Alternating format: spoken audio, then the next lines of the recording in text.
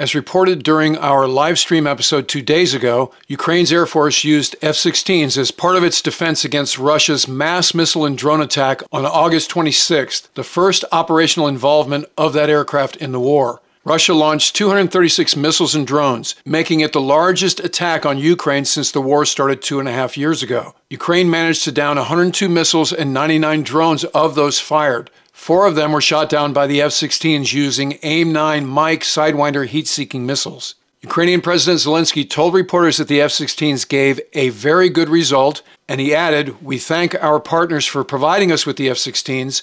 Of course, this is not enough. We don't have many of them, and we still need to train pilots." Now, President Zelensky's concern is even more serious. Subsequent to our live stream on August 28th, we learned that one of the F-16s involved in the mission to stop Russian weapons from hitting Ukrainian targets crashed. The pilot was Lieutenant Colonel Olek-siy Mes, callsign Moonfish. A Ukrainian military source stated, during the approach to the next target, communication with one of the aircraft was lost. As it turned out later, the plane crashed, the pilot died. While no details of the crash were provided, the source did state that Moonfish was not hit by enemy fire. Moonfish was one of the main Ukrainian Air Force pilots who lobbied the West to give them F-16s. The other pilot involved in that effort was Andriy Pilshchikov, callsign Juice, who was killed flying a MiG-29 during a combat mission a year ago. Moonfish credited Juice's unwavering motivation for the Ukrainian Air Force getting F-16s, saying Andriy was the ideas man and the main driving force behind it all. Moonfish was also realistic about the fact that the training that he and the others received was truncated. He told CNN during a rare interview a few months ago, "We would have had a lot of time to study the jet completely in peacetime. We do not have that time."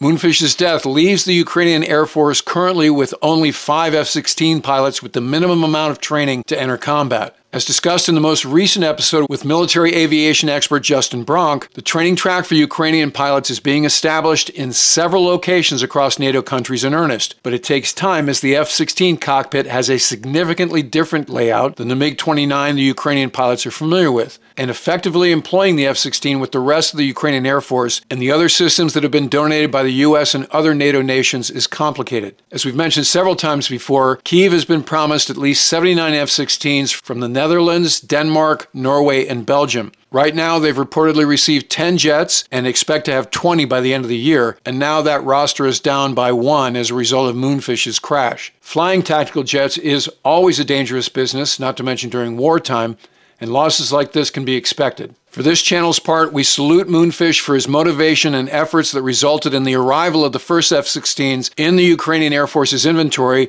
and the courage he demonstrated by taking that fighter into combat. Make no mistake, the F-16 in significant numbers has the potential to turn the tide of this conflict when employed in concert with Ukraine's other existing and emergent capabilities. Moonfish will not have died in vain. In the meantime, may his sacrifice serve as resolve for the squadron mates he left behind.